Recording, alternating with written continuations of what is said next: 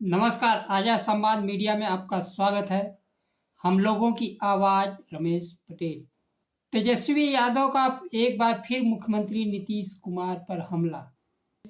राहुल गांधी को केंद्रीय मंत्री अमित शाह से संबंधित मानहानि के मुकदमे में राहत। समय के साथ खबर को पाने के लिए चैनल को सब्सक्राइब करें। नमस्कार, खबर विस्तार से। राष्ट्रीय जनता दल के नेता तथा बिहार के पूर्व उप मुख्यमंत्री तेजस्वी यादव ने एक बार फिर बिहार के नीतीश सरकार पर हमला बोला है।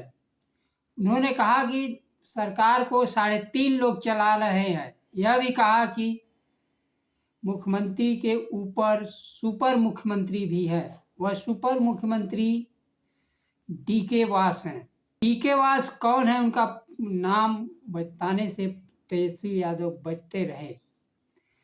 तेजस्वी यादव ने औरंगाबाद में संवाददाता सम्मेलन में मुख्यमंत्री के स्वास्थ्य पर भी बात कही। उन्होंने कहा कि उनका स्वास्थ्य विवरण जारी करने की मांग की है। उन्होंने कहा कि उम्र के साथ स्वास्थ्य संबंधी समस्या आ जाती हैं। अब वह सरकार चलाने में फिट नहीं है। वह थक चुके हैं। थके हुए और रिटायर अधिकारियों से बिहार चलने वाला नहीं है। बिहार के लोगों ने उनको 20 साल मौका दिया और देख लिया। अब बिहार में नया नेतृत्व और नया बीज डालने की जरूरत है।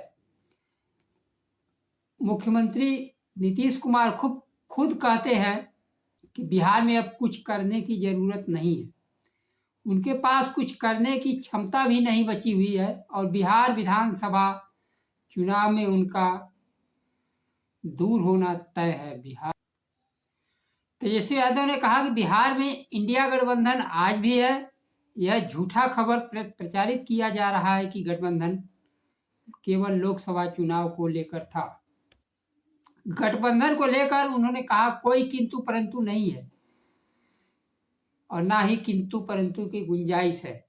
तेजस्वी यादव ने राहुल गांधी के बयान जिसमें उन्होंने कहा था कि बिहार की जाति जनगणना फर्जी है का जवाब देते हुए कहा कि राहुल गांधी ने गलत कहा। क्या कहा इसमें? जब राज्य सरकार जाति सर्वे के आंकड़ों का कोई उपयोग नहीं कर रही है, फिर सर्वे कराने का मायने क्या है? मायने तब होता जब जनगणना के अनुसार उस पर कार्रवाई की जाती।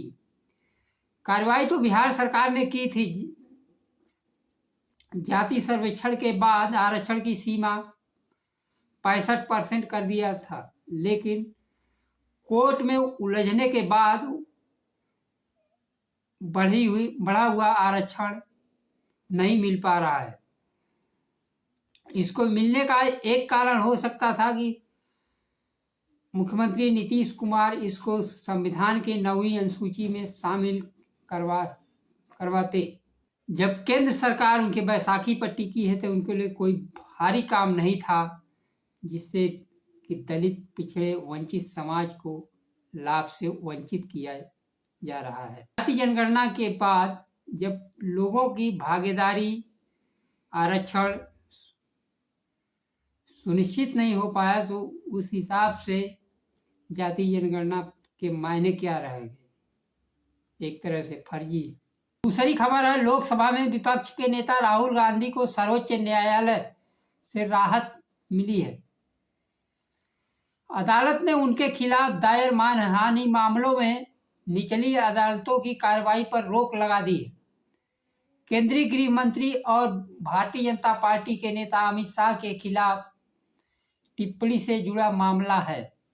इसे लेकर मानहानि का मामला रद्द करने से संबंधित मामले की सुनवाई अदालत में हुई। अदालत ने झारखंड सरकार और स्थानीय भारतीय जनता पार्टी के नेता को नोटिस दिया। जस्टिस विक्रमनाथ और जस्टिस संदीप मेहता ने अगले आदेश तक मुकदमों की आगे की कार्रवाई पर रोक लगा दी है। भारतीय जनता पार्टी के कार्यकर्ता नवीन झा ने अमित शाह के खिलाफ टिप्पणी को लेकर मुकदमा 2019 में दर्ज कराया था। राहुल गांधी ने कथित तौर पर गृह मंत्री के खिलाफ हत्यारा शब्द का इस्तेमाल किया था। राहुल गांधी की तरफ से पेश वकील अभिषेक मनु सिंघवी ने कहा कि ऐसे कई फैसले हुए हैं जिसमें पीड़ित व्यक्ति ही आपराधिक मानहानि का केस दर्ज करा सकता है। उन्होंने दलील दी कि मानहानि की शिकायत किसी तीसरे व्यक्ति की ओर से दायर नहीं की जा सकती है। के मामले में संसद की सदस्यता जा चुकी है। वह तो सुप्रीम कोर्ट के आदेश के बाद उनकी सदस्यता बहाल हुई और उनको संसद सदस्य और घर वापस मिला। ऐसा क्यों हो रहा है? राहुल गांधी को देश भर में मुकदमों के चक्रव्यूह में फंसाकर उनके द्वारा उठाए गए मुद्दों से ध्यान भटकाने के लिए है। शिक्षा, समानता, भागीदारी, जाति जनगणना कराकर आरक्षण की सीमा बढ़ाकर वंचित वर्ग को अधिकार देने की बात तथा संविधान की रक्षा करने की बात राहुल गांधी कर रहे हैं और उनके ऊपर मुकदमे घटते बढ़ते जा रहे हैं। आज लगभग 25 के ऊपर मुकदमे दर्ज हो चुके हैं, जो पूरे देश में हर राज्यों की पर्यटन कराने के लिए तथा अदालतों में हाजिरी देने के लिए काफ़ी है।